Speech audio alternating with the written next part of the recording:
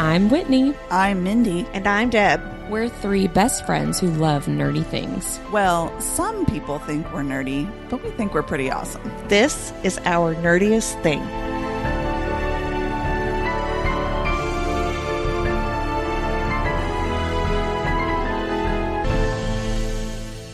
Hello, fellow nerds, and welcome to Our Nerdiest Thing. Today, we will be discussing the best books with epic adventures. Ooh. Make sure you listen all the way to the end for our interview with author Lauren Blackwood. She was a delight to talk to. Before we get into it, Deb, will you please tease our audience with info about this week's Our Nerdiest Cocktail? Of course. Can I do a little throw in for Lauren Blackwood, though? Sure. I just wanted to tell everyone, if you're in the Cincinnati area, she will actually be at Joseph Beth on the 23rd. Yeah. So you should go see her and have your book signed and get this 5-star read that Whitney is super duper excited about. Yeah, and I'm going to talk more about why you should read it in a little bit. Ooh, but and yeah, then it you was can really go good. see her. Yeah, meet her. Get it signed. Yeah. Buy her stuff. Support art. Yeah. Do all the shit. Do all the things. And I think when everyone hears what it's about, they'll be really excited. I can't wait. It is. It's really cool. So this week's cocktail is called Expedition Dump. Exposition Dump? Exposition dump. Exposition. Exposition? Exposition. Exposition.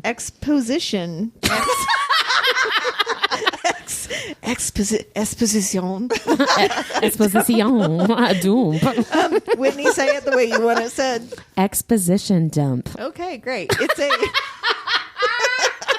vodka cherry cocktail that we actually used cake batter vodka with. It's good, yeah. Because we were running low on spirits, and I think mine kind of tastes like penicillin, so I put some Prosecco in it. I think it tastes delightful. I like it. It would work with a lot of different flavors, though. It would. A vanilla vodka, plain vodka. I think also I just really like tequila. I think that's my problem. That's really what it boils down I've to. been drinking tequila with this cherry sparkling water at home. It's not going to stop me from drinking it, for the record. I can't even pronounce exposition. Exposition dump. Yeah, the dump.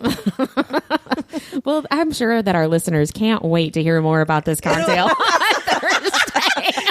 It'll be on ournerdiestthing.com and on our read along and episode posts on Instagram.com. Yes. God, I'm fucking struggling. Moving right along. Let's get into Let's keep going with this train. Yeah, our nerdy news, nerd alerts, and Deborah, you are full of the nerd alerts today. I don't know if I can do it because you didn't make the noise. Woo, woo. Oh God, I just died. You asked for it. Okay. Lay it on us. So I'm going to talk about one book that is coming out this week, but then 3 that came out last week that you need to go read. So the first book is called The Bonded Nightmare by E.M. Rinaldi. It comes out on May 27th. And the synopsis is, as the last unbonded nightmare in existence, Erin Montali has been hunted her entire life for the mere potential of her magic. She's only ever wanted a quiet life, tending to the hurt and sick animals that seek her out. Those dreams go to absolute shit with 4 little words. We found your bonded. Ooh, I like know, it. right? Okay, so this is from the author. This book is intended for mature readers. If you don't like spicy shadow daddies, enemies to lovers, fated mates, forced proximities, dual POV, paranormal romances where he falls first, look away. Whoa. That's like that's like Mindy. Right. Read It's like me, read reverse me. psychology. Yeah. Deborah, read this book. So yeah, it comes out on the 27th. So you need to go pick that up or pre-order it now if you want to. So 3 other books that came out last week I wanted to tell you all about. The first one is called One Perfect Couple by Ruth Ware. Gallery Books actually sent us a physical copy of this arc, so thank you so much.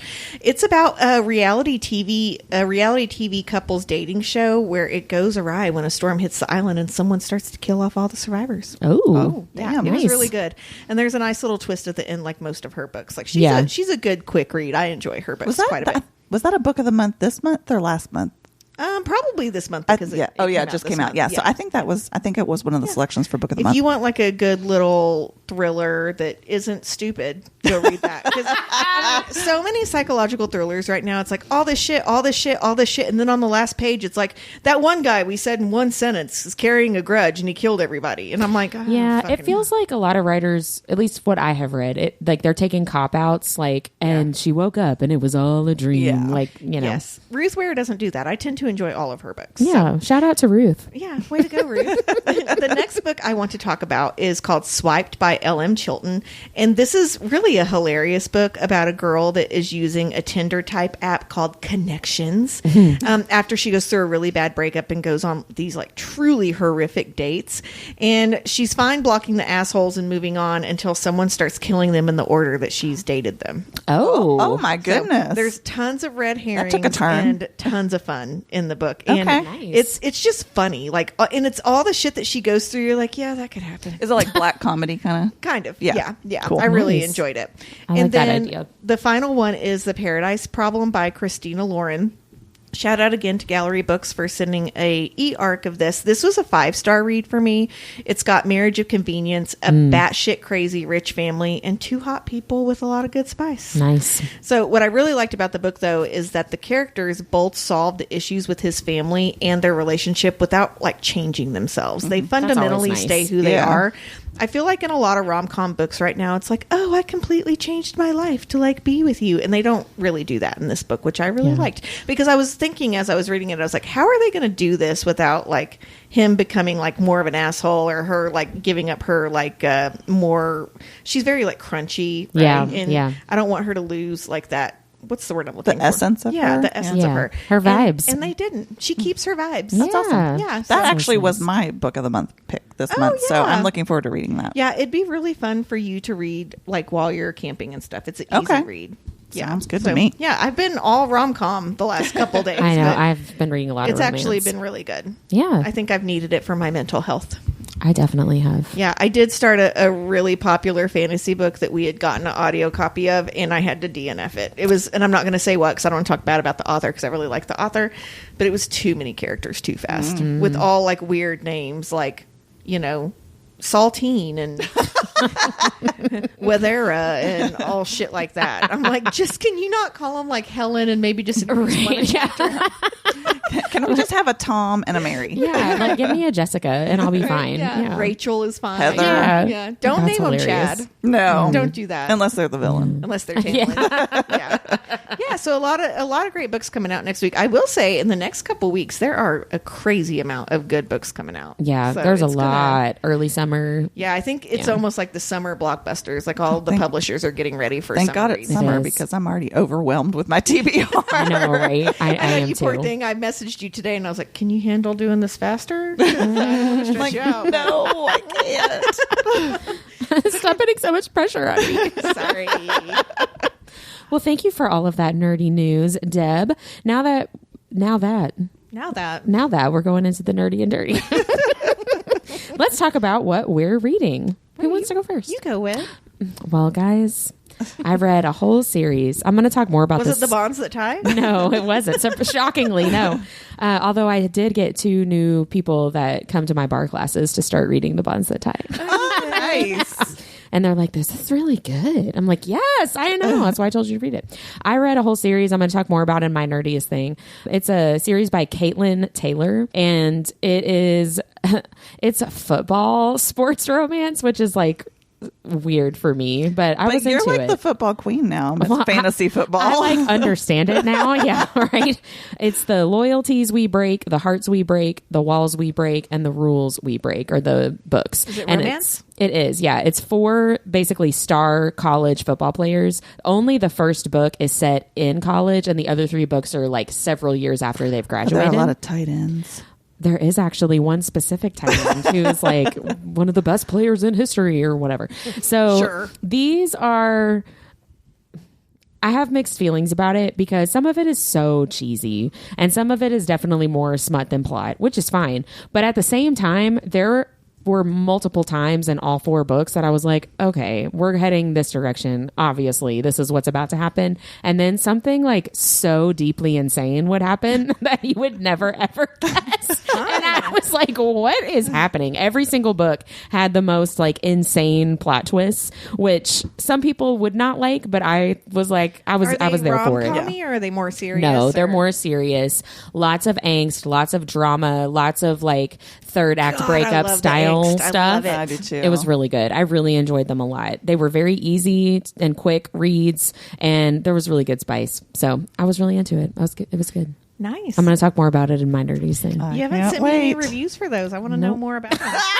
Are you going to review them? I will at some point. Just so everyone knows, it's like the last week of school for all of our kids, and we don't even have time to take a shit. Right? It's bad. It's so we're bad. It's rough. We're tired. Like everyone's spouses are traveling. We're like we are just done. So we're probably going to get pretty drunk during this episode. Sounds good to me. Let's go. That's what my son always goes. Let's go. Let's do What it. are you guys reading? I'm getting ready to read. I haven't started it yet because I'm in between books now. In between arcs, actually. It's called Just Some Stupid Love Story, and it's by Caitlin Doyle. And it's, I like that title. Isn't that funny? It sounds really, really cute. It's about a rom-com screenwriter who doesn't believe in love and a divorce attorney who does.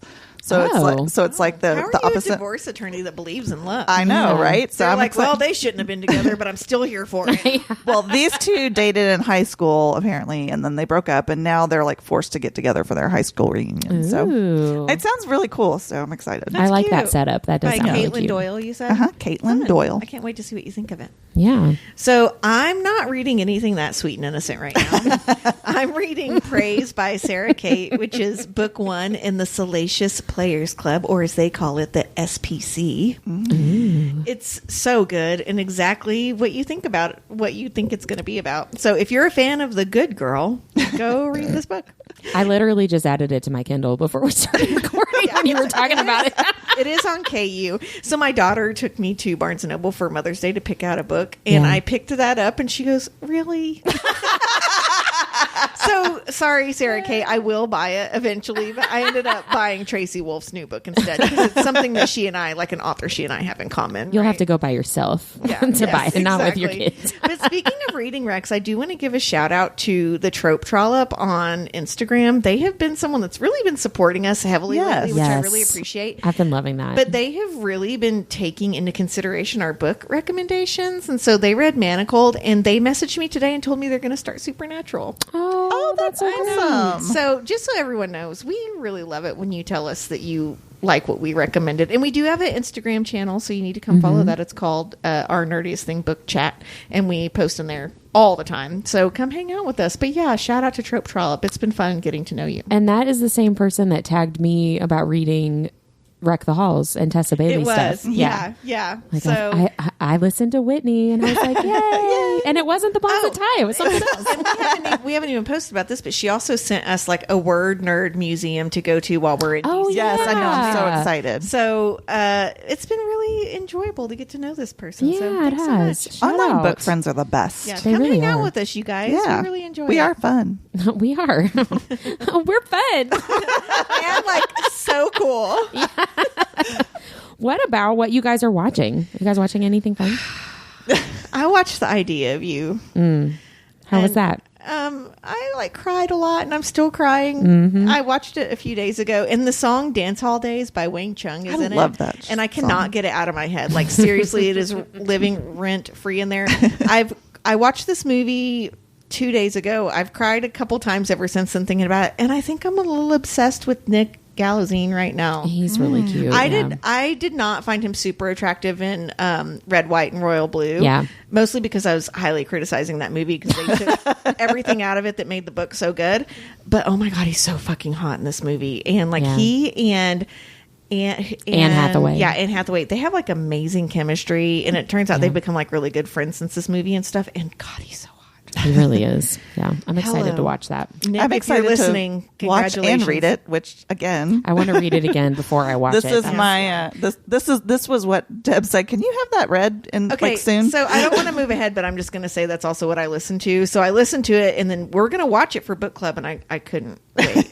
So Don't seriously, tell Holly. So I already did so much crying, but it's so amazing. And as Whit put it, we came for the smut, but stayed for the tears. Yeah, Yeah, it's 100%. got some really good scenes in the book, like really good It's scenes. so good. And the narrators of that book, if you want to listen to audio, it's narrated by the author, and she does both voices. oh, that's cool. And she does a really good job.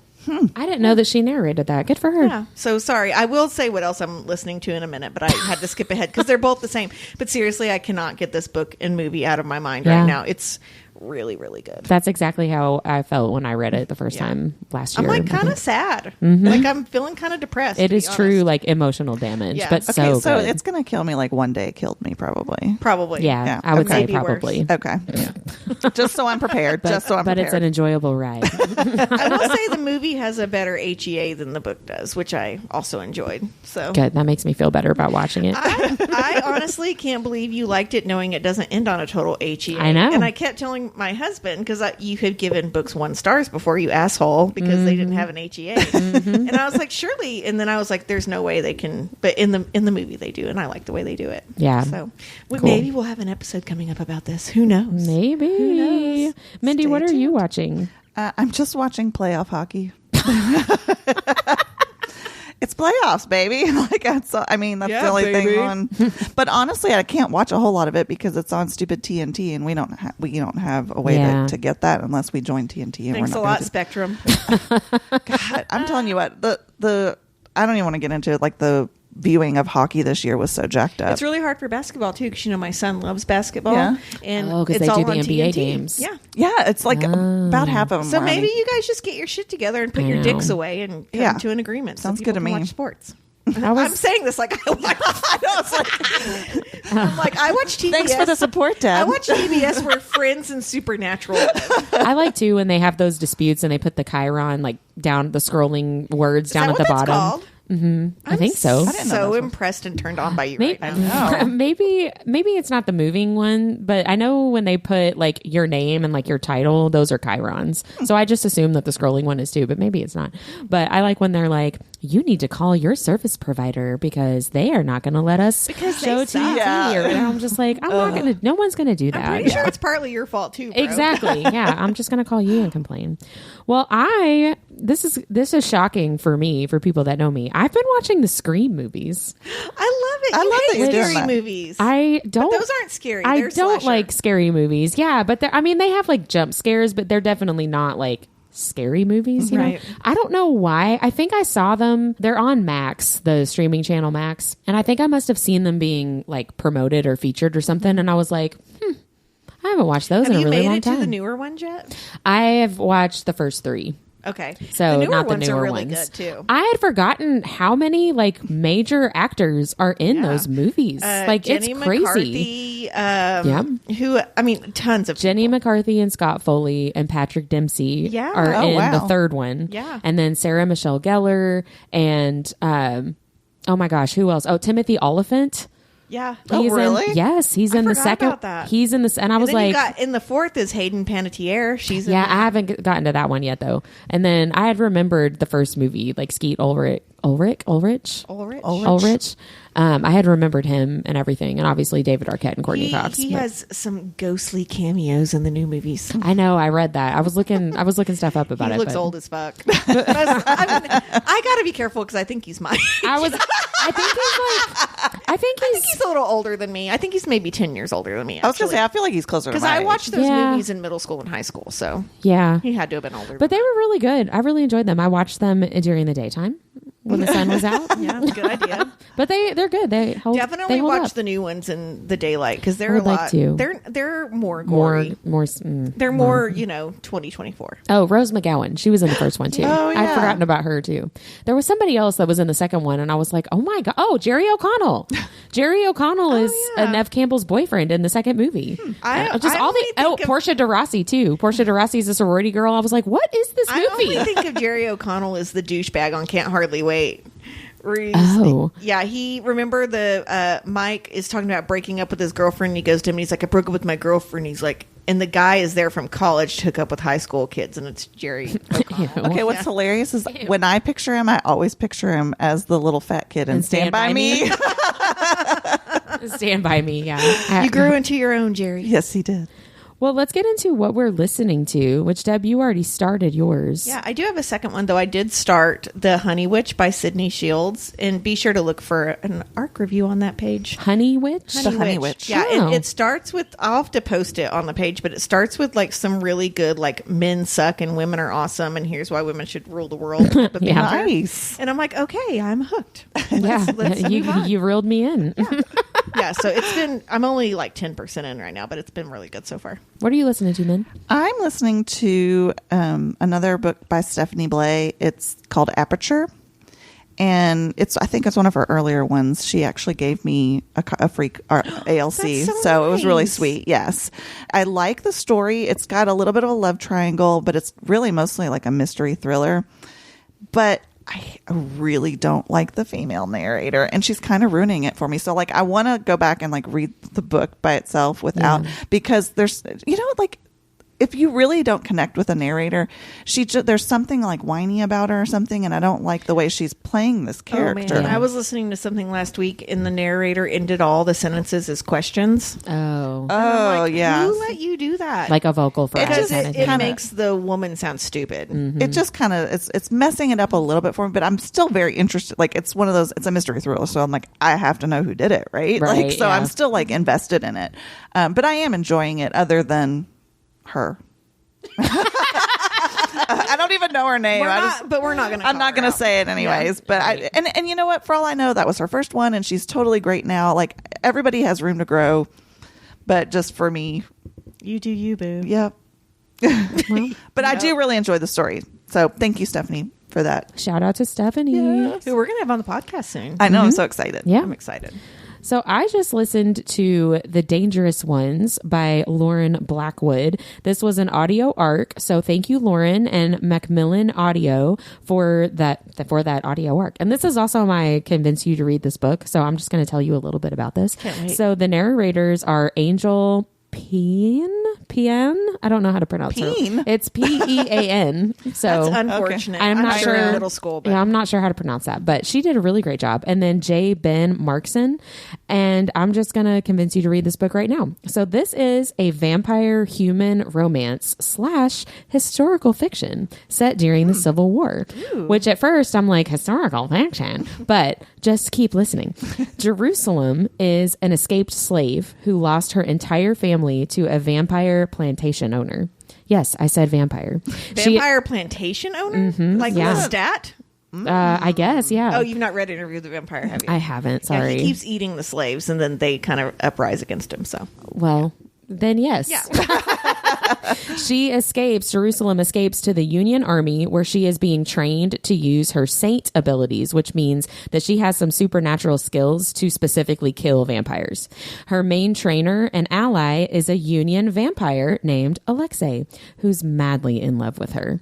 And that sets the stage for the story as they work together to get revenge on the vampire that killed Jerusalem's family and try to defeat the Confederate army on their way. It's a really cool twist on a vampire story, and it's a really good historical fiction because it feels more like a paranormal romance than it does a historical fiction. Yeah, but it is definitely historical fiction because the Civil War is a major part of the yes. It's a part of the plot, right? It's not just the setting, it is the story at the same time. It was really cool. It was a very cool twist on how I think about a vampire story, and I really, really liked it a lot. It's like Buffy goes to Civil War. I mean, kind of, yeah. It's just kind of cool.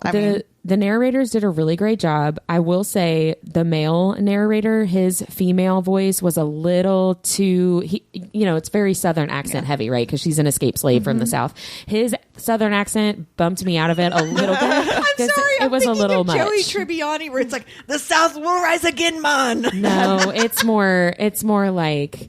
What are you talking about? What are you talking about, Lexi? Like that kind of thing where I'm just like, okay. I will say, but they did a great job. It's hard for a guy to do a woman's voice. Well, especially with an accent. Yeah. When you add on an accent to doing a woman's voice, I mean, I'm not going to do a better job. No. So like, I feel like a jerk to be like, I didn't really like that because I'm not going to do it, And if I did, it would be really terrible. But I really, really enjoyed listening to this. I think if you want to read it, it's a really great story. But listening to it was a really fun experience. It's kind of new for you to do audiobooks too. I know. And I sat on my couch and stared while I listened because I cannot multitask. You'll get to where you can multitask with them, I but promise. I really enjoyed it. I can't multitask with fantasy, but I can multitask with romance. Yeah. Right? Because there's not so much world building, right? I think this was a little too much paranormal because she definitely has some twists. Are you allowed to tell us what the saint powers are? Is it too spoilery? It's basically, no, I mean, it's not really spoilery. It's basically like people are born with like this supernatural strength. And she has that? And she has that. Cool. Yeah. And so you have to train really to use those skills to actually be effective against a vampire. Buffy. Yeah, I mean, it really is. Yeah. But you're like born with this weird extra, Nice. basically like extra speed or extra. I'm not 100% clear if part of it is also being able to detect vampires. I don't know if that was explicit in the book, but I assumed that it was. Right. Maybe I made that up in my own head. But either way, it was really good. And chapter 2, I was messaging Lauren Blackwood and I was like, I love this Alexei character. And if he's not a good guy, I'm going to be really upset. And if I messaged Did she say her, just keep reading? Yeah. I messaged her at one point because there's a lot of like, I can't possibly be into this guy. She He's really a monster. struggles with being in love with him, right? 100%. Yeah. Which I really liked because normally when you read a historical fiction book like that, when you're talking about escaped slaves and stuff and a multiracial couple, it's the light-skinned person that's like, how's this gonna, what are people gonna think of me if I'm with this escaped slave or whatever. But it's very much her that's like, I can't be in love with this white boy and he's a vampire, right? I messaged Lauren at one point and I said almost word for word, if she does not just lay down for this man, just let yourself love him. My gosh. Well, and I will say we didn't even do this on purpose. The fact that we have Lauren on after we're done talking. I know, yeah. Right? We happened to get the audio arc and then we're like, oh yeah, and we're interviewing her. It was just serendipity. It was serendipity, but well worth it. And I'm not going to be able to go to Cincinnati to meet her, but she's going to be at Imaginarium. Yeah. Yeah. Yeah, So I'm excited. I'm going to buy her book there for sure. What about what you guys are loving? What are you loving right now, guys? Well, so this Sunday, Abby from our book club has set up massages and a day of reading. Book Club Abby. Book club, hey! So I'm doing that. And then in 2 weeks, I'm headed to Vegas. 2 weeks from tomorrow, I'm headed to Vegas. Nice. I've been working my tail off for months. And even though my trips have been fun, it's like been exhausting. It's work. Yeah. Oh, yeah. I'm really excited to have these trips that are actually like no work at all. Yeah. Right. And so I'm going to go over on Sunday and read some books at Abby's house, which is going to be fun. Yeah. I am a little jealous that y'all are. You're going to be a Wild and Windy. Shut but the like fuck I up. really want to. I would love to do that too. I can't do all the things. I'm going to be at I have home with my FOMO. kids. So- If you follow our book channel too, we've been posting all these instances where we're like, we read too much romance because why isn't this guy into me? So Whitney's going to write a book about the massage therapist who's all sweet and tender and the uptight book club girl. I started making notes in my phone like Nice. for the story. I'm not even joking. I really said did. we wanted to monetize the podcast. It totally does sound. Doesn't that sound like the start It of a does. rom-com? It definitely does. A will they or won't they? A slow burn. The 2-line slogan. I did. I copied and pasted that in and wrote like from Deb next to it to make sure to give you credit. You don't have to give me credit. I'll It's list fine. you in the acknowledgments. I love it. You're like, to that crazy bitch I podcast with. What are you loving, man? I am loving, and it's going to sound so super nerdy, but this is our nerdiest thing.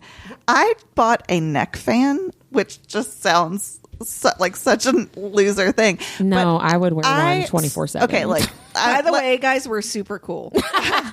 no, I'm going to say this though. Like, cool people sweat. All right, the coolest people sweat the most. You're getting shit done. If sweating is cool, call me Miles Davis. unfortunately, Exactly. I got really bad sweat genes. So, like, I sweat all the time, and it's irritating to me. So, I knew it was going to be warm at this con. So Yeah. I convinced my husband that I needed a neck fan for camping so that I could take it to this con. But I have used it all the time. Like I use it at around the art house. shows. I use a neck fan at art shows. Yeah, like I've used it around the house, just like when I was outside doing work and I came in and just sweaty and I felt like I needed to like calm down before I did something else. I don't know. It's amazing, this neck fan. So I actually need to get one. Well, I'll link it in the show notes. I want you to put like stickers on it. Ooh, that's a good idea. You should. I will. Okay, I will have do all that. Those probably Put all smut the stickers. put all those stickers to use. I have a ton of stickers. I do too. I actually have a basket of them. I need an Our Nerdiest Thing sticker that's small enough to fit on them. We can do that. Yeah, Yeah. I need to get on that. Yeah. Well, I'm loving that it's almost summer. Even though God. Yes. I mean, I'm just being real. I'm not super looking forward to both of my kids being home. You have all young the children that time. rely on you a lot. Yeah, and that's not going to be super great. But there's a lot of fun stuff coming up this summer that I have to start planning for, which is a little bit stressful. But we've got our trip to Imaginarium at the beginning of summer break. I'm going to have a little bit of travel to see family. And Robbie and I are going to do a quick weekend trip halfway through summer break for our 15th wedding anniversary.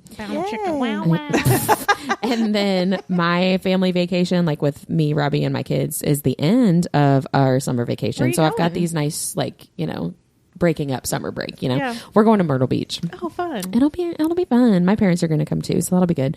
And then my sister and I are going out. This is not until really the fall. Or I guess it's still technically summer, but we're going to see a comedian that I found on TikTok and like am in love with. He is so freaking funny. Who is it? Jeff Arcuri. I don't know where he's based out of. I assume New York, but I don't actually know that. But he does a ton of crowd work and he posts clips from his shows all the time. He is so gonna fuck with you. Oh my gosh. I can't wait. I told my sister there's this episode of The Office where Michael Scott is talking about going to a Paula Poundstone comedy show. Is and that an actual person?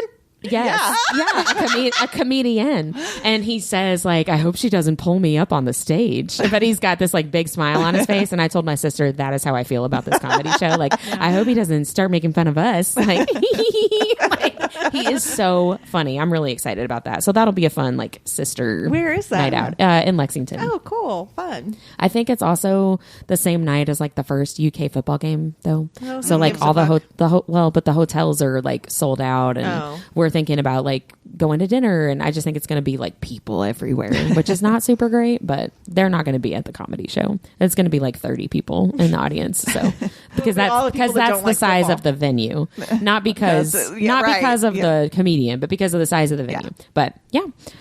Shout out to Whitney's sister. Shout out to Catherine. Well, that brings us to our nerdiest topic to talk about the best books with epic adventures. Before we get started, can we talk about what you guys think an epic adventure is? Because I think it could be different for some people. It could be. I bet it probably is. Yeah. For me, it could be a physical adventure across lands or an adventure through space and time. Like I think of Doctor Who as being an epic adventure. Oh, for sure. Yeah. Or like a mental adventure, right? And one of the things I almost put down but didn't was The Time Traveler's Wife, because that is a mental adventure and a space and time adventure. And really probably in my top 10 books of all time. But yeah, I wanted to make sure that we define that. So what is it for you, Min? Well, typically, I think people think of an epic adventure as being very high fantasy or something that's got like different like worlds. The Hobbit. Yeah, but I honestly feel like even contemporary books can be epic adventures, and I agree. There are a few just, I guess, elements of an epic adventure that for me has to be there, no matter what genre it is. There has to be a hero. You have to have someone to root for. There has to be some sort of quest, or if it's not a quest, it's a problem, just a problem to solve. Yeah. An unfamiliar or a dangerous environment. So like you're somewhere where you're not used to. Of course, a villain or something that impedes you from doing your quest. There has to be some sort of risk involved. So there needs to be something that'll challenge the hero and potentially put them in some sort of peril. And then finally, I feel like there needs to be some sort of transformation, like of their character, of their status, like or growth of some kind. Yeah, something that turns them into the hero. That was a really, really good definition. That is. I'm like, they just need to go on a quest. I was just thinking my definition is going to be stupid compared No, to it's that. not. That was well Tell thought us your out. stupid definition. Well, I mean, it's just my definition of an epic adventure would be much more broad, because I would want to bring in contemporary books too that don't have any fantasy element to it. And I would think just the main character having to do something, a task, a job, whatever, that is way outside of their normal life experience. Oh, yeah. So that kind of goes along with some of what you were saying. But yeah, I think my definition is a little bit more broad, because I think that could be, I think like a rom-com could have an element of epic adventure. You know what I mean? I think Wreck the Halls is an epic adventure. Oh yeah, exactly. Yeah. Yes. Yeah, I because love they that. go like on a road trip. They go see her mom. Yeah. Yeah, for sure. And they've got this, one thing that they've got to get done. That's a really good example. Going on a reality show is definitely an epic adventure. Yeah, I Yes. would say so too. Yes. So, Whitney, do you like your epic adventures to be series or standalone? I don't really have a preference, I don't think. I I like a series when I really like the story, because if I really like the characters, then I want to read as much as possible. But I also enjoy just reading a book, and a book having that be a complete story in and of itself, and not have a cliffhanger to have to wait a long time for. So, I mean, I could do it all. Bring it all to me. For me, I think personally, I like most of my books to be a series. So that's a hard question for me. Like, no matter what the genre is, right?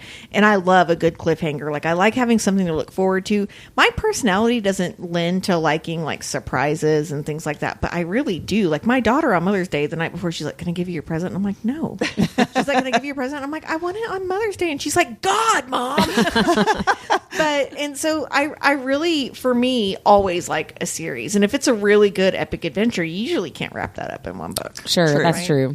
What about you, Mindy? What do you prefer? I'm kind of along the same lines as Whitney. I don't really care as long as it's good. Right. Yeah. But I do love a good series that really dives into, like, because epic, when you think of epic, I mean, that's essentially means like a long, storytelling. Deep, layered, complicated.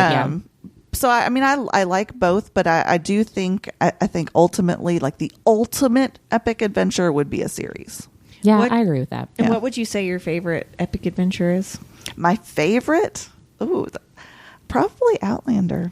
That's mine too. Yeah. But really like the first book. I love the I agree with that. And don't get me wrong, the rest of the series is great. And I actually found Echo and a Bone at Half Price Books for $6 the hardcover the other day. I was like, wow.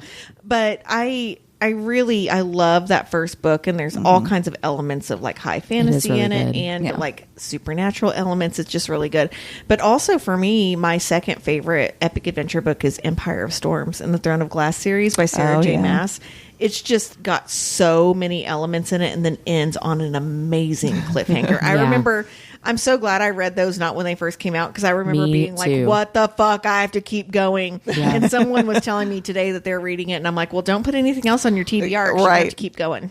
Random sidebar. I told somebody that read Throne of Glass for the first time, I actually recommend, and she agreed with me, and I know this is going to be a hot take, but I think that if you're reading Throne of Glass for the first time, I would read Tower of Dawn and then read Empire of Storms and then read Kingdom of Ash. I have to agree with that, because I think it's a better experience. There's a tandem reading order that you can do where you read Empire of Storms and Tower of Dawn at the same time, because what's kind of disappointing for readers is you have this huge cliffhanger with Rowan and Aelin at the end of Empire of Storms, and then you go into Tower of Dawn where they're not even mentioned. They're not they're not in that book. Kale and Irene, right? Or Yrene.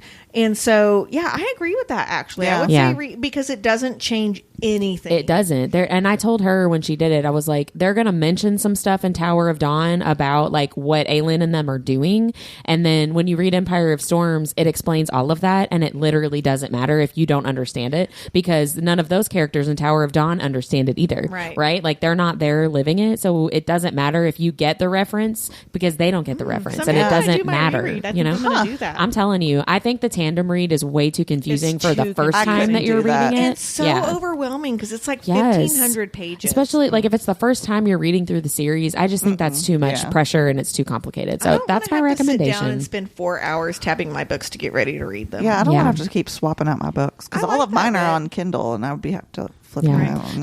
That person, shout out to Kristen. She's reading Throne of Glass again, and she's doing it in like the right order. Yeah, and she finished Empire of Storms, I don't know, at least a week ago, maybe more. And now she's like, I'm gonna read The Bonds That Tie. I'm gonna read this. I'm gonna read it, because she's like, I don't want to read Tower of Dawn. I did the same thing.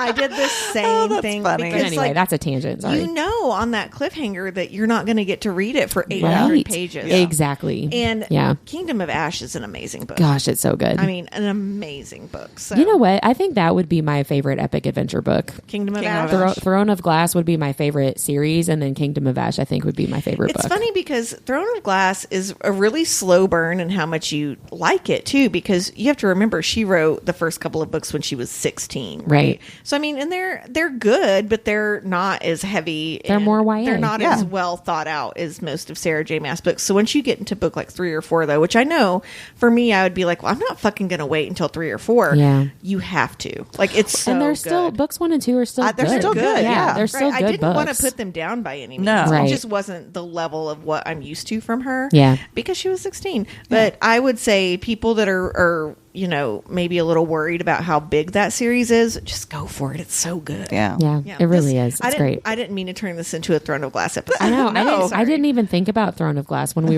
I was prepping for this conversation, and now I'm like mad at myself because I would pick that Are as you my even ultimate a Sarah favorite. J. Maas fan? I know, right? She's not on my list at all. Whoops. Well, Whitney, because you didn't put in Throne of Glass, what were your favorite books with epic adventures? Your best books with epic adventures? I really just focused on books that I've read in the last several months, which is why Throne of Glass isn't on there because I read it longer ago than that. But I was trying to think of more than just like the stereotypical immediate thoughts that I had, which was like Outlander and Hobbit. Like I wanted to pull some different, more contemporary and more indie authors in. So here are the books that I wrote down as my favorite epic adventures from my most recent reads of 2024.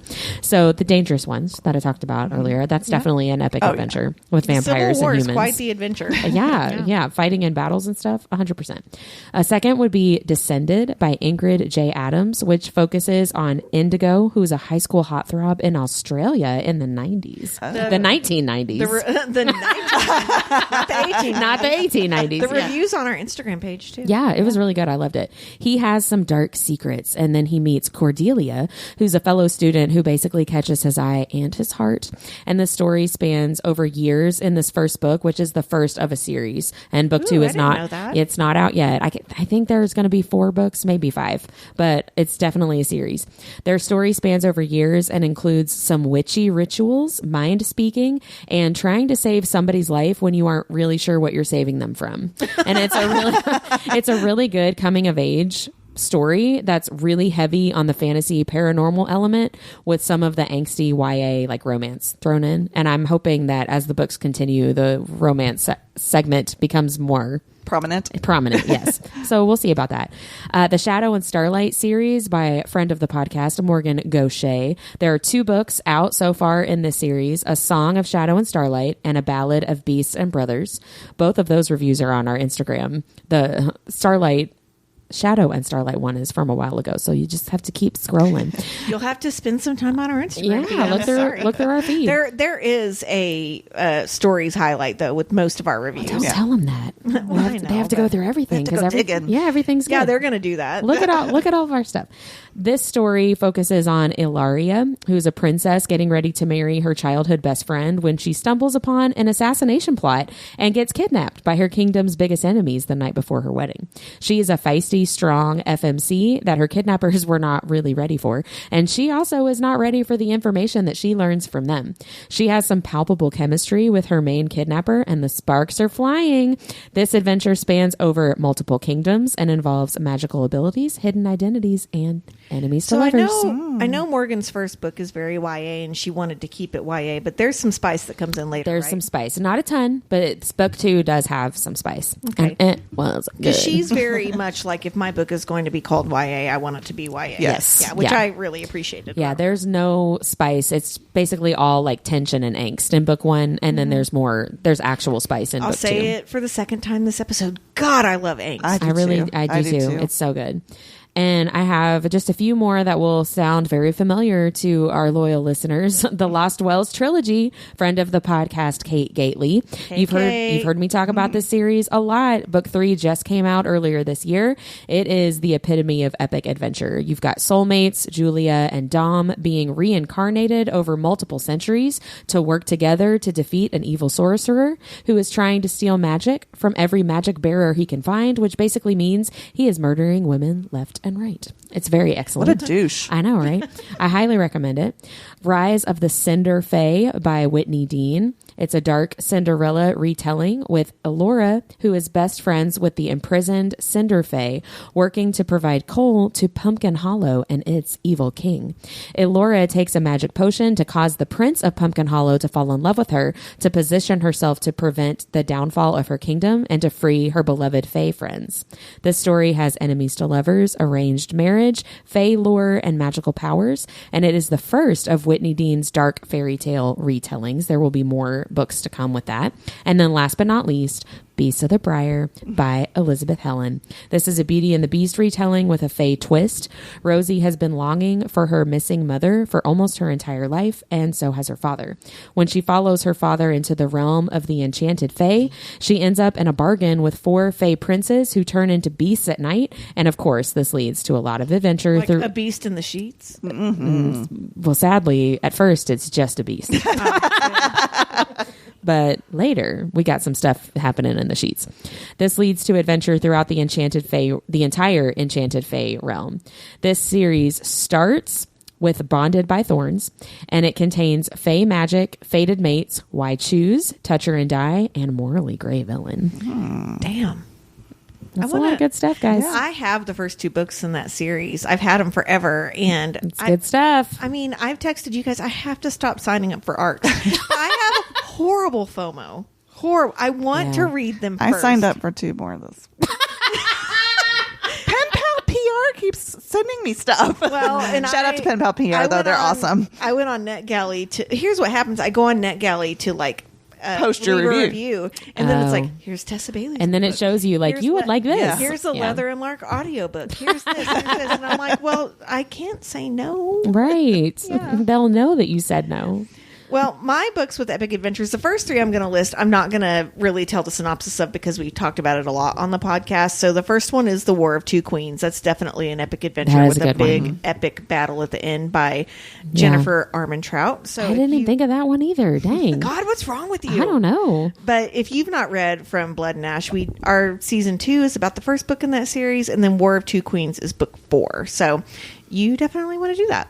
Read it. My second one is Destroy the Day by Bridget Kimmerer. It's the 3rd book in the Defy the Night series, and they go on a big adventure on a ship, and they're trying to essentially stop a COVID-like pandemic from spreading, but you find out that the royalty is essentially keeping people sick. So, oh, great. Yeah. And we've had Bridget on the podcast. You need to go listen to that episode because she was really fun.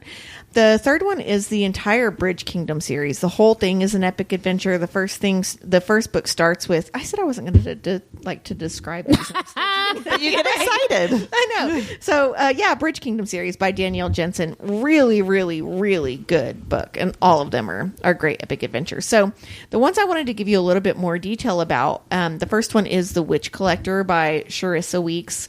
And this is a book about a witch who must abandon her vengeance to aid the witch collector or let their empire and her sister fall into enemy hands.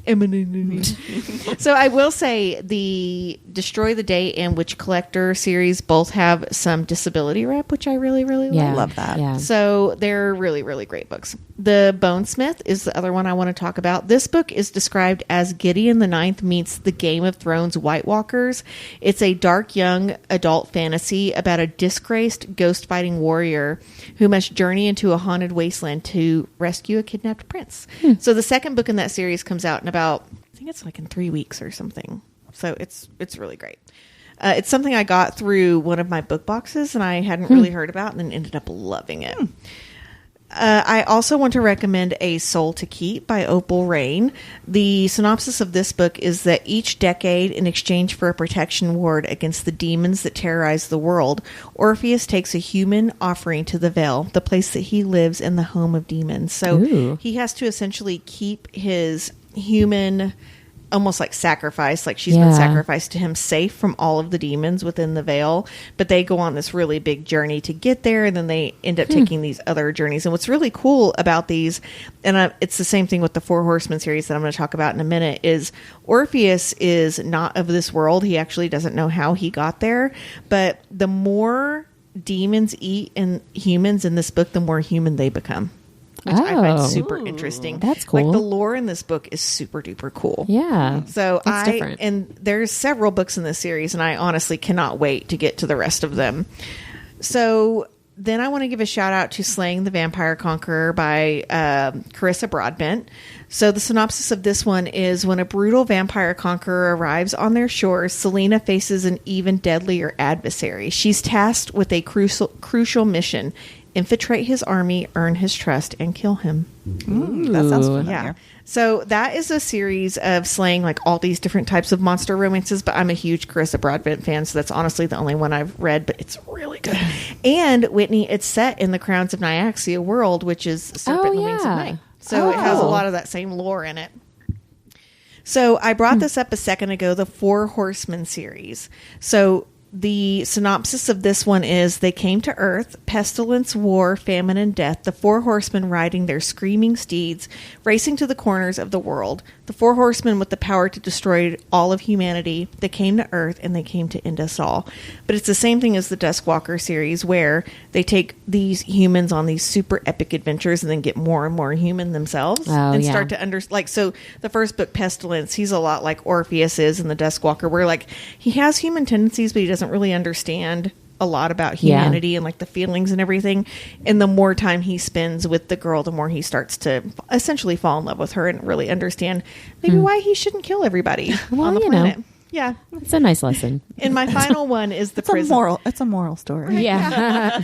My final one is the Prison Healer series. This is a fantasy trilogy about a 17-year-old named Kiva Meriden, who is the healer in a death prison. Oh. So all three books, you find out that she has these powers that you didn't know that she has, but she has to travel through the kingdom to try to essentially save the world. Yeah. That's awesome. Really cool. So yeah, there's, let me tell you, War of Two Queens, Bridge Kingdom, Witch Collector, Soul to Keep, Slaying the Vampire series, and the Four Horsemen all have some good smut in them. The rest of them are kind of YA. Nice. Yeah, so a good little mix. Mindy, what are your books? Well, mine are kind of all over the place. And I did not write like little blurbs about all of them. I thought I would just go on my mental acuity, which is, not great right now. So It's good. You should read it. yeah, you'll like it. Thanks a lot, Vodka. Yeah. I already mentioned Outlander. We talk about that a lot. I don't need to say anything else, but that's by Diana Gabaldon. And I know It's good. Read it. it's good. Read it. Now, I actually my favorites are probably 1 through 3. And again, I like the whole series, but those agree with are that, the yeah. ones that really, really like The first few are really Hooked me. excellent. Yeah.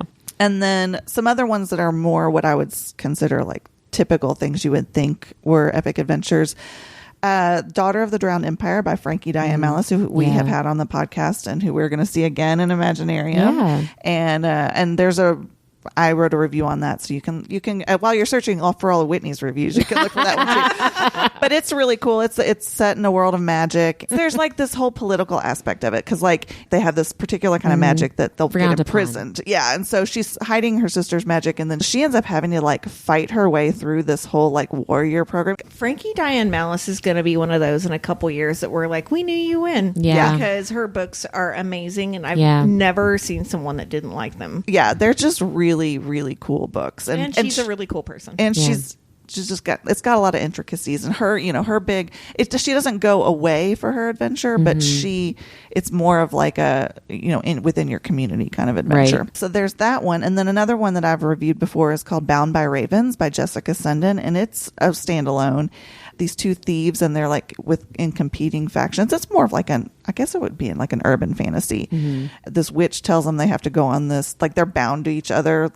Like they can only be Are so they far bound apart. by ravens? No, they're not. But but there are ravens that does come into play. But they're sent on this quest. They have to do these 3 tasks so that they can be freed. Another one that I would say is an epic adventure is one that we've done on this show, and that's That Time I Got Drunk and Saved a Demon by Kimberly Lemming. I can't believe I didn't think of Yeah, that. so That's a That's- great adventure. Yeah, that is a good Again, I'm not going to go into a whole big long thing about that, but that is Go listen to our yeah, go listen to the episode. episodes, assholes. There's 3 of them. What's great about that is it's got comedic elements, and it's got a really great political commentary on it. I Yeah. will always think of her naming herself the Cheese Queen. Yes. If that Yes. doesn't make you want to go listen to Seriously. to our episodes, I don't know. And what she's will. just a sassy. She really is. She's a great character. She has a dress that she puts pockets in that hold whole bottles of Everything. wine. Yeah. Yeah. Yeah. Not It's great. everything wine. Yeah. Well, no, there's And maybe spices and stuff cheese. in there too. Oh, that's true. So yes, go read that. And then going back to a little bit of YA, there's a couple, the Divergent series by Veronica Roth. Oh, yeah, that's a great one. Another big quest kind of thing to go on. One I will go into a little bit more is Looking for Alaska by John Green, which is totally not what you would think would be an epic adventure. But this one is kids in college. They meet this girl named Alaska, and she's sort of an enigma, and then she disappears, and they have to go find her, and they really more like find themselves on the way out, on the way doing that. So that's a really cool one.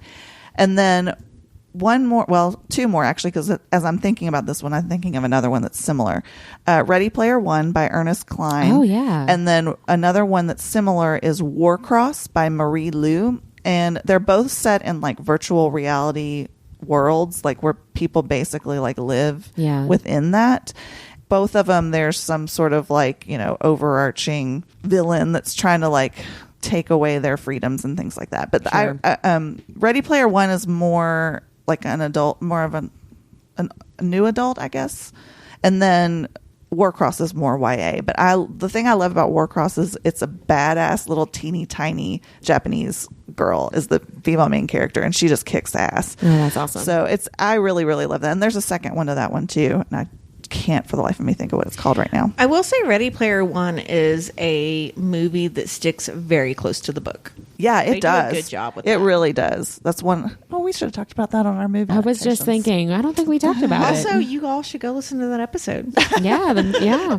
We do talk about a lot of we great do. films. So that's all I had. But it's so funny. Like I thought of a bunch of others. Well, I'm not going to say them. But like while we're sitting there, I was like, oh yeah, I forgot about that one, and I forgot If about you that all one. Yeah, me have too. some you want to recommend to us, though, Yes, send them please to us. do. We love adventure books. We always need more books to read. Are you sure? Because you can't even get through the list I gave you. And I probably never will, to be honest. With every single one, there's no way. You have time this summer, bitch. I do not. I know. Like here I am. I'm like, I cannot wait for the summer. I'm going to have so much time to read. And Whitney's like, fuck you. No, I'll just probably cry a lot. It's okay. Whitney, it's Mental Health We can Awareness cut. Month. Yeah, we can cut that out. Now, here's the thing: you got to take care of you, and that's You do. why we all You hang do. out together. Well, that actually brings me to one of my two nerdiest things of the week. Because I actually just started seeing a new therapist. And I know I've talked about like therapy and medication and stuff during my nerdiest thing of the week before. So I'm going to continue that. Shout out to medication. Shout out to Yes. medication. Shout out to therapy. I decided I needed a new take on my life with a new therapist because I need to focus on solutions. I think it's good to switch up therapists every once in a while. Yeah, well, I've been with one person for like 7 years almost, and that's a long time. But I felt like I wasn't actually working on anything, and so I met with my new therapist today, and already I can tell that it's going to be uncomfortable. She made some comments and asked some questions that I was like, How excuse dare you. me. And I was like, oh wait, I signed up for this. So that's my one Good for nerdiest you, thing. Whit. Yeah. Thank you. That's my one nerdiest thing. And then my other one is about those books that I was talking about earlier. And I felt so stupid. So, okay. The series that I talked about earlier by Caitlin Taylor, the series. What's it called again? Well, I'm going to tell you what the series is called in just a second. But the first book is The Loyalties We Break. All the titles are breaking something. Loyalties, hearts, rules. Like there's a theme. So the series, I looked and saw that it was called The Alpha-Lets. And I thought, because I knew that it was college. And I was like, so it must be like a sorority or like the cheerleaders with these football players. Because they're like obviously football players on the covers of these books, right? So like it's very clear that it's a sports romance. And I was like, okay. So, cheerleading squad, something, whatever. And so not only was I extremely wrong about my thinking there, not only did I read the wrong word, I read the word incorrectly. It was not the Alpha-Lets. But it took me 3 entire books for me to figure it out.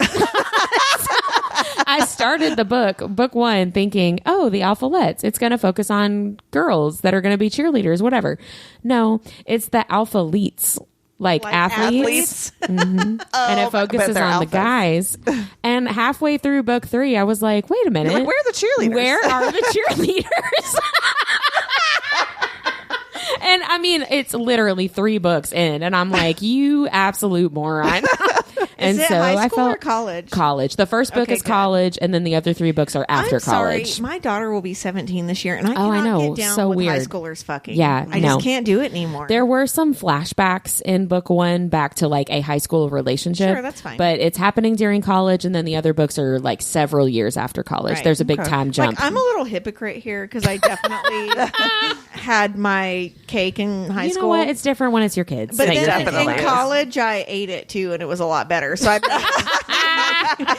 wait till you're in college. I always say your body is not ready in high school. Like, oh, 100% no. I mean, I talk to a friend all the time that she married her high school sweetheart, and I'm like, was sex good in high school? And she's like, oh no, but it got great in college. Your body's just not ready. Yes, So I have a 100%. really hard time, especially now that I have a child that age, getting behind high school sex and books. I just, and Yeah. again, I'm not shaming it. I did it. Like, I Yeah. get it, but like, Right. I can't find it. You're not sexy. in a place where you want to read that right now. Right. But Yeah, I do recommend the Alpha Leets series.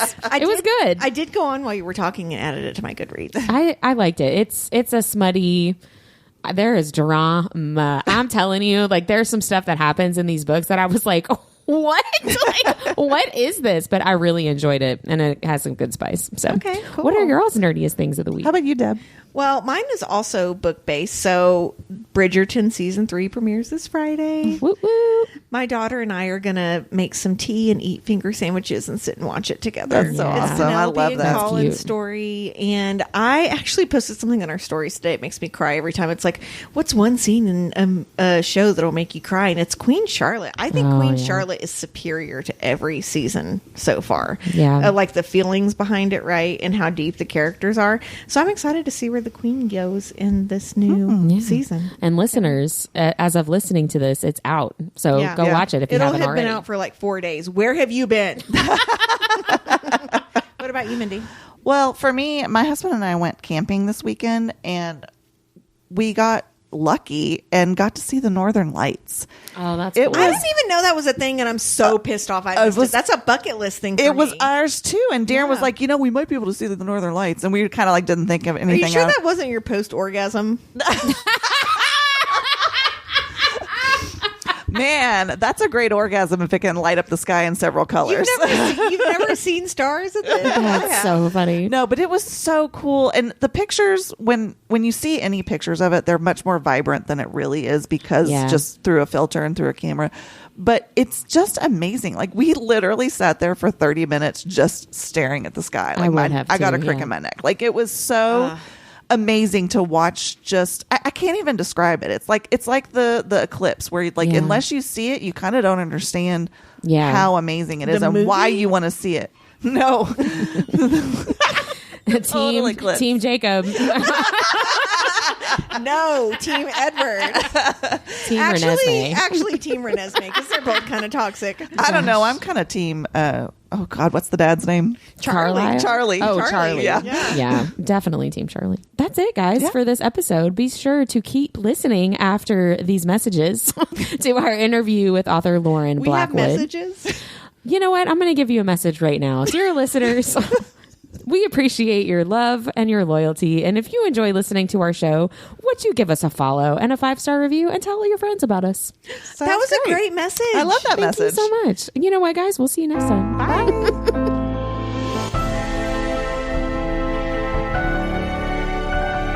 Hello, fellow nerds, and welcome to Our Nerdiest Thing. Today, we are live with a very special guest, author Lauren Blackwood.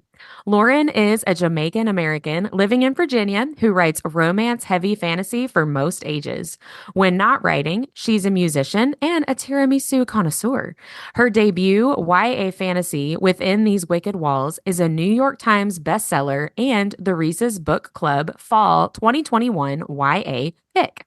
She is the author of Within These Wicked Walls, Wild Blood, and The Dangerous Ones. Lauren will be at Imaginarium Book Festival in June 2024 as a special guest author and a participating author in the Lit Talks. Welcome to the podcast, Lauren. Thank you so much for being here. Yay. Thank you for having me, Whitney. It's nice to be here. Yeah, I want to talk about being in the Reese's book club, being a YA pick. So that's Reese Witherspoon, right? Yes. Yeah. Yes. The one and only. Yeah. At first, I was like, I had a total like dumb moment, and I was like, I didn't know the Candy people did books, and then I was like, oh wait, duh. Like, you're an idiot, Whitney. So tell me about. Yeah, tell me about being chosen for that book club. That's, I mean, your debut novel was chosen for that. That's amazing. Congratulations. What Thank was you that so much. experience like? It was pretty amazing, pretty surreal. It was something that I had wanted, like that was like on my list of, oh, when I get published, this is one of the things that I really want. And it's like crazy that, it actually happened. Like I'm super blessed that they wanted like a spooky pick for their fall pick. So it's like my book was just perfect for that. So yeah, it was crazy, but I'm just so grateful. Yeah, that's amazing. That's a great way to start. Yeah, I mean, like you can only go down from there, right? No, it's all still only up.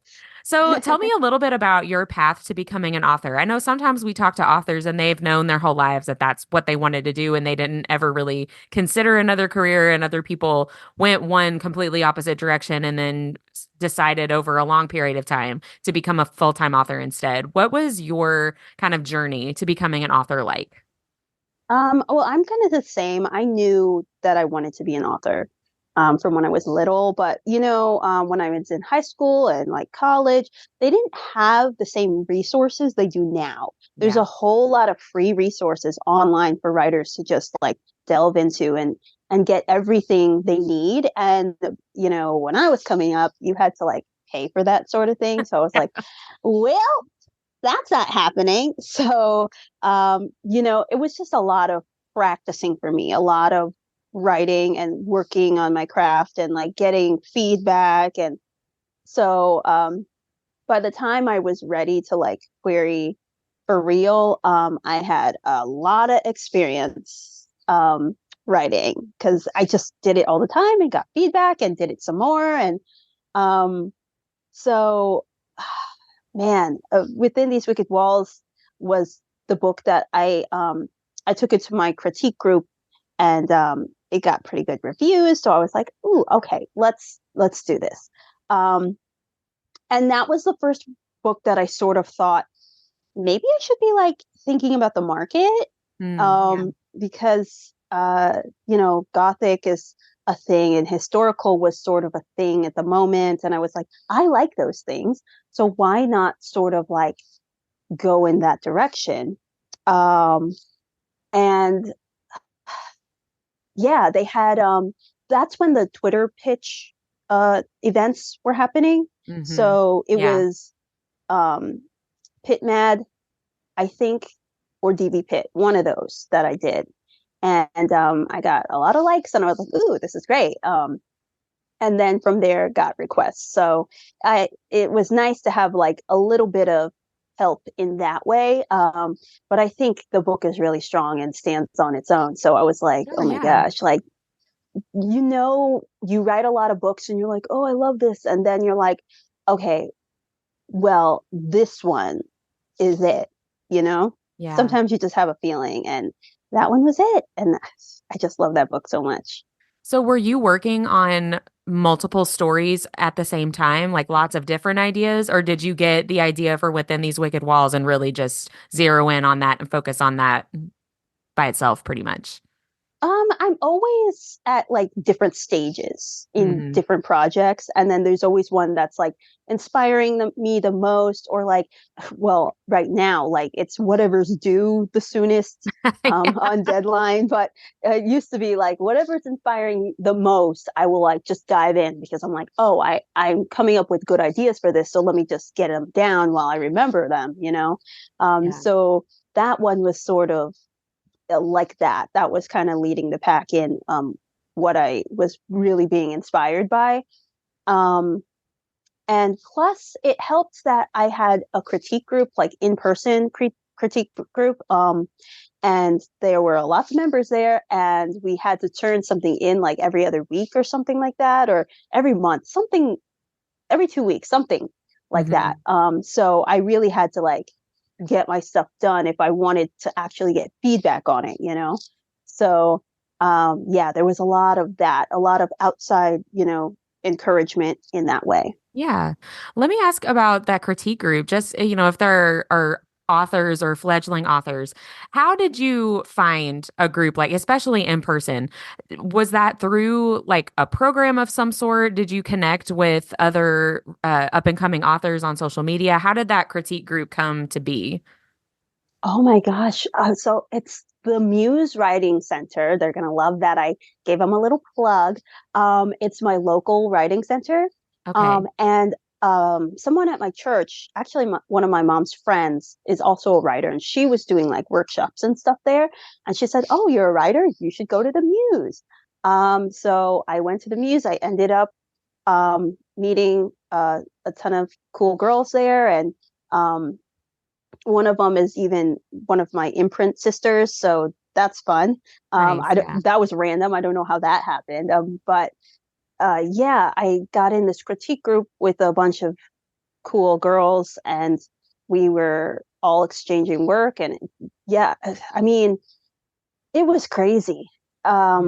It was like, it was supposed to happen, though. It Sure. was a Yeah. God thing for sure, but because I needed critique partners in that way. But yeah, it's go check out your local writing center, guys, because there's good stuff there. Always good stuff. Did your critique group serve as your main, basically support system through your writing? Or would you say you also had, like your friends and family, even if they weren't reading over things for you, did you have other people there as a support system, or was it mostly those other writers with you? My main critique partners are I online, so they don't live here, but I've known them for a long time. So they were my main feedback. Um, and that was like the stuff I would use to give to the critique group to get double feedback. Gotcha. Yeah. Um, Work and the then system. also, yeah, exactly. Get as much out of it as you can. Um, and then my family has just been so supportive. Like they've always been supportive my whole life. My parents have always like driven me to like orchestra things, and spent the whole Saturday sitting around waiting for me to do stuff. And so they've always been supportive, but they don't really know anything about the industry, but like Right. they're proud of me anyway. Yeah, we don't get it, but we're clapping. Right. Yeah, that's awesome. So in your bio, it says you're a Jamaican American living in Virginia, which I love that. It's obviously a multicultural background. And I was just curious how your Jamaican heritage influences your storytelling. I mean, it definitely influenced my second book, Wild Blood, which takes place in Jamaica in the 1800s.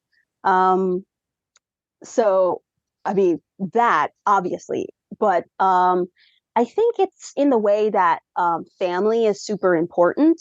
Mm, So, I mean, that's not necessarily a cultural thing, but I think a lot of times it can be. mhm. So, family is really a big component that goes into all my books. Um, and also, I've been told like a lot of some of the words I use or some of the mannerisms that go in my book are like, Jamaican vibed. Um, Hmm, and I've been doing it my whole life, so I don't know the sure. difference. But um, yeah, it's mostly like the family aspect, and then of course with Wild Blood, the entire aspect. Right. So Wild Blood is set in the 1800s. Or not encouraged, but what motivated you to choose that time period versus making it a more contemporary novel? I just like Victorian times, and I mean, to be honest, for Wild Blood, it was a specific historical moment that I wanted to focus on. It was sort of just right after slavery was abolished in Jamaica, and there were these people establishing, like, sort of keeping slavery in business without calling it slavery. You know, technically they couldn't call it slavery, but they were forcing these people to work for like little to no money. And Like it was finding the loopholes. yes, finding all the loopholes. So I was like, oh, I'm going to focus on this time in Jamaica that happened. And from there, magical tour guides came about. Yeah. That's awesome. So your newest release, released on May 14th, which when this podcast airs, it'll be out already, The Dangerous Ones. Yay! So congratulations on that release. And what Thank can you. we expect from The Dangerous Ones? Oh my gosh. Yeah, I just went all in on this one. So it's got romance, which all my books do. But this is like a war book. So there's a lot of battles, and it's vampires. So there's a lot of, I mean, I don't want to say horny vibes, but you know, it's vampires. This is a YA book, you know, Angsty. angsty, yes. But you know, in all my books, it's I like body horror, but I also like humor. So it's a mix of everything in there. I was really excited to see that The Dangerous Ones is a vampire story because we have a running joke right now. I keep watching things and reading things that I think are vampire stories, and then they're very much not. And it's Oh like, my I don't gosh. know why I keep thinking, like we watched with our book club, we watched Saltburn, Oh yeah, which I did no, not not enjoy. vampires, But just I thought it was crazy a vampire people. movie. And for like 20 minutes, I was really confused. Like, when did the vampires come in? So I was excited to see that there's an actual vampire story. Like maybe Yes, subconsciously, yes, that's what I'm looking for, right? So yes, I'm excited. absolutely. Will you have copies of The Dangerous Ones at Imaginarium? Yes, yes, that's the main book. I think that will be sold. And they also had Awesome. like cute edges made Oh, for book great. design. So Yes. yeah, so that's gonna be fun too. Like sprayed edges or stenciled. Yeah, there's like Awesome. a cool feather on it with like blood dripping. Oh, that's really exciting. Yeah, we're all about all the special editions. Like we're gonna have to make a map, Deb and Mindy and I, like which tables are where and what the quickest way to get to each one so we can get all the books from you guys Hmm. that we want. So obviously you'll be at Imaginarium. We're gonna fangirl over you and The Dangerous Ones. Is there anybody that you are just really excited to see that you might fangirl over at Imaginarium yourself? I'm gonna try to just fangirl in my heart so I don't like Yeah, freak people just out. be cool. Yes, try to be cool.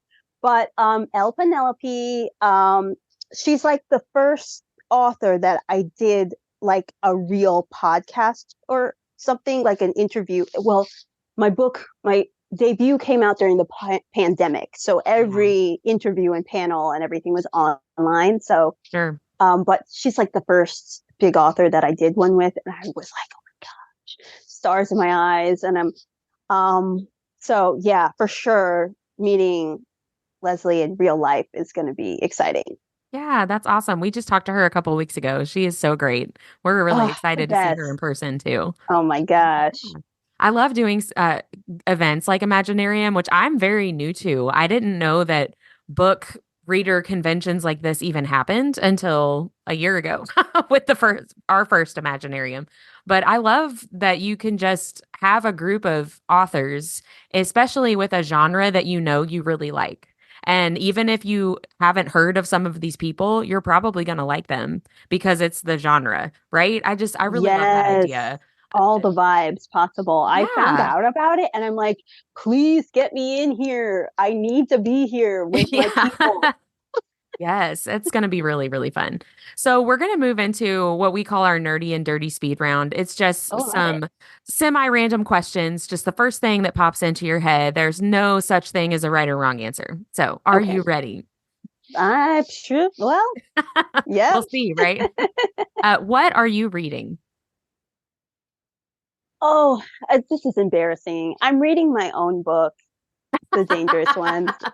For fun or The for editing? the audiobook. Yeah, just for fun because I got the audiobook early. So, yeah. I love that. I think that's great.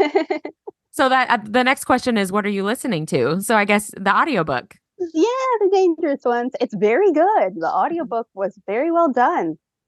That's awesome. Do you have any music that you're listening to on repeat or anything like that right now, or is it just like into the audiobook space for you?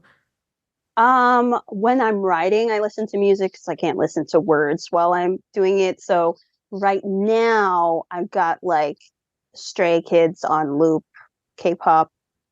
Um, it's not really working with my book, so it's not really inspiring my book, but I'm like, well, it sounds good, so you know. Like I like to listen to it, but it's not the vibe that I need. Right, right. Yeah. It's not really giving me anything. Yeah. Is there anything that you are watching? Oh man, I haven't watched a real show in a long time, but I'm watching The Amazing Race. Oh yeah. The new Yeah. season is on, so yeah, I'm not watching anything like drama or anything. My I mean, I husband's guess really reality shows drama. my husband's really into Survivor. Oh He my has switched God. off of The Amazing Race, but he used to watch The Amazing Race a lot too. Do you do Survivor also or just Amazing I Race? don't do Survivor because it just freaks me out. Like being stuck Yeah. on that island, I'm just like, oh, I feel bad for everybody. I do too. Yeah. It's not as I mean, intense as it people are used to be, losing but weight and getting skinny and like they have no food. They have to yeah. build shelters. I'm like, couldn't be me. Yeah, starving and getting sunburned. Like, no, thank you. Right. No, thank you. Where is your favorite spot to read right now? Oh man. I should have interesting answers for this. But my bed is really comfortable. So, That's my favorite and spot to read too. also my car because I like audiobooks. So the car, you can get so much reading done just driving around. We were just talking about audiobooks and versus physical books and Kindles on the podcast a couple weeks ago. And I said, I can't listen to an audiobook unless I'm in the car or sitting and literally not doing anything else because I can't Mm-hmm. focus on anything. So the car is really the only time that I can listen to an audiobook. So I'm with you on that. Yeah, So it's true. which do you prefer? Physical, Kindle, or audiobook? I think it depends on the narrator. If Mm, the narrator is really good, then audiobook. But I like physical because yeah. you get to hold that pretty cover, and the pages smell good, and you know. Yeah. Yeah, I'm the same. That's great. What are you loving just in general? What am I loving? Oh, That one's an open-ended one. that the weather's getting warmer. That's what I'm loving. Oh my gosh, yes. It got cold again here in Kentucky. It was like in the 40s and 50s, but it's slowly climbing back up now. But yeah, I'm with I'm you on sure that. by the time this airs, that it will be nice and warm out Gosh, I hope constantly, so. but Yeah. it's taking too long. Yeah, it's not a great time. So, last but not least, what is your favorite fantasy trope? Oh my gosh. Does it have to be specifically fantasy? Every time I think of a trope, marriage of convenience pops into my head because I can't do Yeah, without it. Like, that's in some fantasy books. Yeah, that's fine. yeah. That is a really good one. Oh, it's my Marriage of favorite. Convenience is great. Do you prefer to do like romantasy versus sci-fi? Um, I like prominent romances in my Mm, books, but it doesn't have to necessarily be romantasy. yeah, I'm like that too. I need some kind of romance. Even if, even with like YA, even if it's just angsty, Yeah. I need that relationship there. I'm with you on that. Hmm. So, Lauren, where can readers best connect with you? Is social media the best way or your website? I mean, definitely. The only social media I have right now is my Instagram, which is Lauren Blackwood Writes.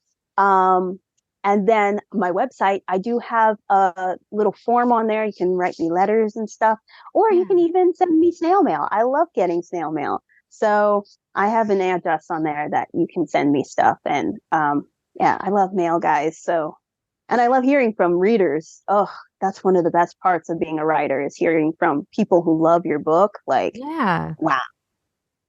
Yeah, that's great. It's nice too, talking about snail mail. It's nice when you get mail and you're like, oh, this is from a person and not a corporation.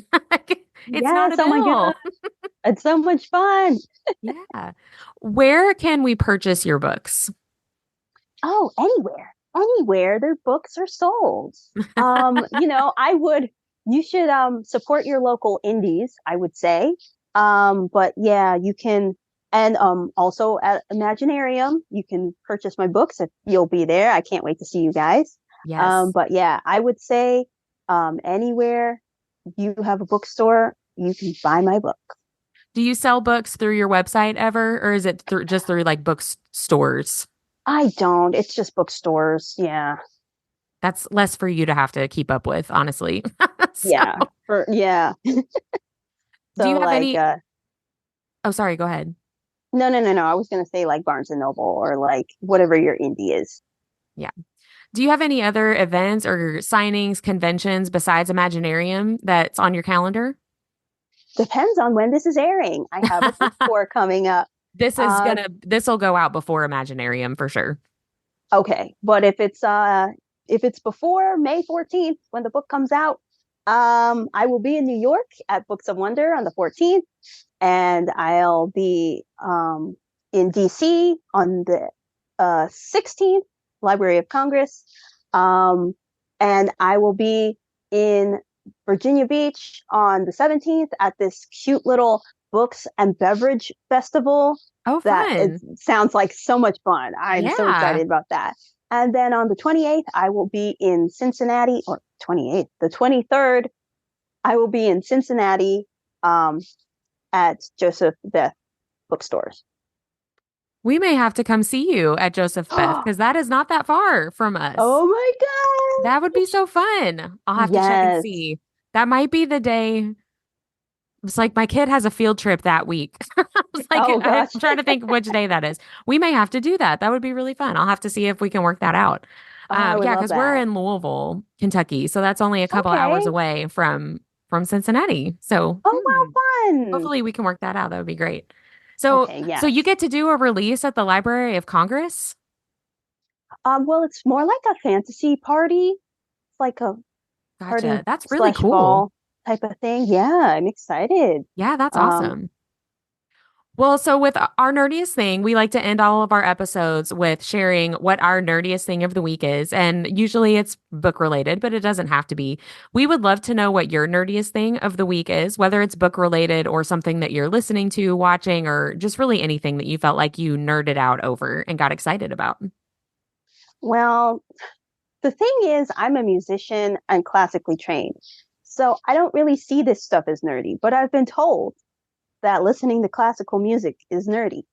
And so I definitely listen to a lot of that while I write.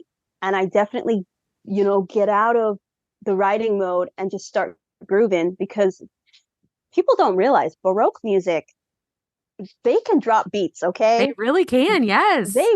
That basso continuo, okay, is dropping beats and people need to get into it, okay? Listen to some Baroque music, please. Have you seen the guy? I don't know what his handle is on TikTok that plays classical music and he's like, he does dances to them as if he were alive when those songs were first performed. Like this is how they would get down to, Bach's sonata or whatever. Have you? Oh, yeah, I I'll, think I've seen that. Yeah. it makes me laugh every time. My sister is a pianist, and I like to send those to her because she gets it. So, do you play an instrument? Or are you a singer? Violin. Oh, violin. I Yeah, always that was wanted to actually learn. my job until I got a book deal. And then it was I got my book deal right before the pandemic hit, Hmm. like the month before the US closed for the Yeah, pandemic. I got my book deal. So I was like, okay, well, I can't do gigs anymore. So I guess sure. I'm a writer now. And I just never got back to it, but I play for fun still. That's awesome. So you were like a professional musician, like that was your job. Yeah, like weddings, and I would amazing. teach lessons, and yeah. That's really awesome. The violin for whatever reason was like my dream when I was a kid, and it just never, it just never happened. Oh, sad. My dream was actually the harp, but it was gigantic and expensive. So Sure. I'm like, oh, another stringed instrument. Let's do violin. Yeah, that's a little bit more That, manageable. yeah, That's so great. and Well, available at the pawn shop. So yes, exactly. Easier to get to. That's fun. Well, thank you so much, Lauren, for coming on and chatting with me. We're really excited to see you in person. I hope we can work out the Joseph Beth later in May. But if not, we'll see you at Imaginarium for sure. definitely can't wait to see you. Yes, it'll be so fun. And I'm going to come get one of your sprayed edges of the dangerous ones so I can get a real vampire story. And not just what I think is a vampire story, but be correct this time. Yes, yes, not just vampire vibes, actual Right. vampires. Well, thank you so much. Thank you so much for having me.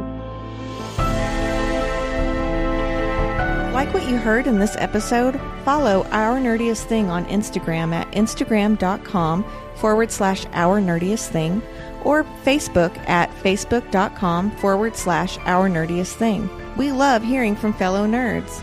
Email us at ournerdiestthing@gmail.com.